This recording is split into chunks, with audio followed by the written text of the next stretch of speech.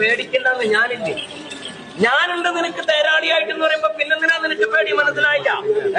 ആ പാണ്ഡവരും കൗരവരായിട്ടുള്ള യുദ്ധ സമയത്ത് തേരാളിയായിട്ട് അർജുന് കൃഷ്ണൻ നിൽക്കുമ്പോ അർജുനോട് എന്താ പറഞ്ഞേ? അവരെ അവിടെ നിൽക്കുന്ന എതിരാളികൾ നിന്റെ കൂടെ പിറന്നവരായിരിക്കാം, നിനക്ക് മുൻപേ പിറന്നവരായിരിക്കാം, ഒരു പാത്രത്തിൽ പിറന്നവരായിരിക്കാം, നിന്റെ ഗുരുനാഥനായിരിക്കണം, പിതാവിന്റെ കൂടെ പിറന്നവരായി ആരായാലും ശരി, അത് നോക്കേണ്ട കാര്യം നിനക്കില്ല. ശത്രു അല്ലേ? അപ്പോ എതിരെ നിൽക്കുന്ന ആരും നോക്കേണ്ട കാര്യം നിനക്കില്ല. തേരാളിയായിട്ട് തേര് ധരിക്കുന്നത് ഞാനാണെങ്കിൽ എന്ന് പറഞ്ഞ പോലെ നിനക്ക് തിരുമുമ്പിൽ ഞാൻ കളിക്കുന്നുണ്ടെങ്കിൽ എന്നെ മറയ്ക്കാൻ 3.25 നാഴിക, അതിന്റെ അപ്പുറത്ത് പറ്റില്ല ആർക്കും മുന്നേ.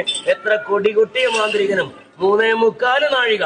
അത് കഴിഞ്ഞ് എന്നൊന്ന് ഞാനൊന്ന് ആ കെട്ടങ്ങട് പൊട്ടിച്ചു പോയാലേ അറവുശാലയിലെ എന്റെ മാടുകളൊക്കെ പോകുന്നെങ്കിൽ എന്റെ ഏട്ടന്റെ വാഹനം, എന്റെ അച്ഛന്റെ വാഹനം അറവുശാലയിലെ നിളം കണ്ട് പേടിച്ച് ഭയപ്പെട്ടു പോയാലെങ്ങനെയാ?